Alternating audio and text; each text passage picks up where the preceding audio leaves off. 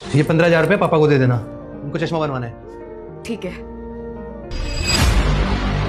इतने सारे पैसे उस बुड्ढे को थोड़ी दूंगी। 2 वक्त की रोटी मिलती है, उतना काफी है। मैंने धीरे से 15,000 रुपये मांगे थे।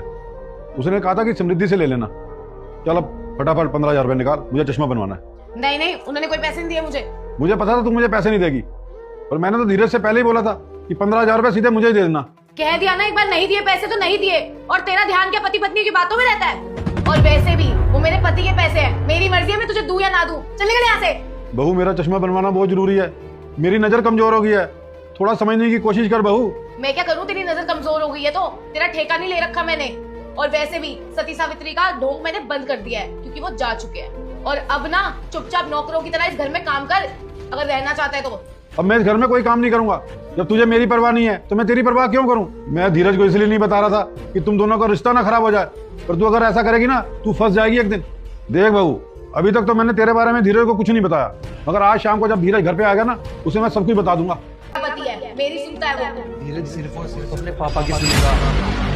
धीरज तुम तो ऑफिस गए थे ना? अगर मैं आज ऑफिस चला जाता ना, तो ये तुम्हारी असलियत ना मेरे सामने नहीं आती। मैं तुम्हारी इसलिए सुनता था, मुझे लगता था कि तुम मुझसे प्यार करती हो, मेरे परिवार की केयर करती हो। लेकिन असलियत तो मुझे अब पता चली है कि तुम मेरे परिवार को अंदर से खोखला कर रही हो। आ गया बेटा तू, और तूने देख लिया ना वो मुझे किस तरह से घर में नौकरों की तरह रखती है।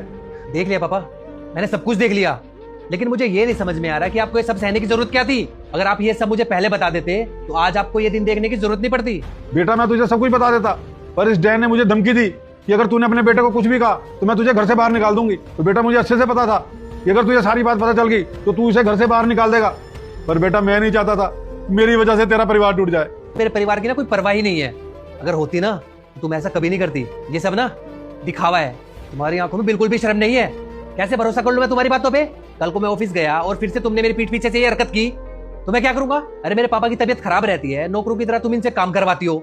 अगर मेरे पापा को कुछ हो गया तो मैं तो अपने पापा को खो दूंगा ना, तुम्हारा क्या जाएगा? मेरे को माफ कर दो। अब इतनी सी बात के लिए तुम मुझे घर से थोड़ी निकालोगे।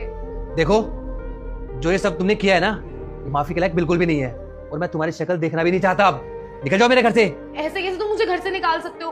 पापा जी समझाइए ना इन्हें। अरे अब मैं क्या समझाऊं? तुझे तेरे किए की सजा मिल रही है, तू इस घर में रहने के लायक नहीं है। अब निकल यहाँ।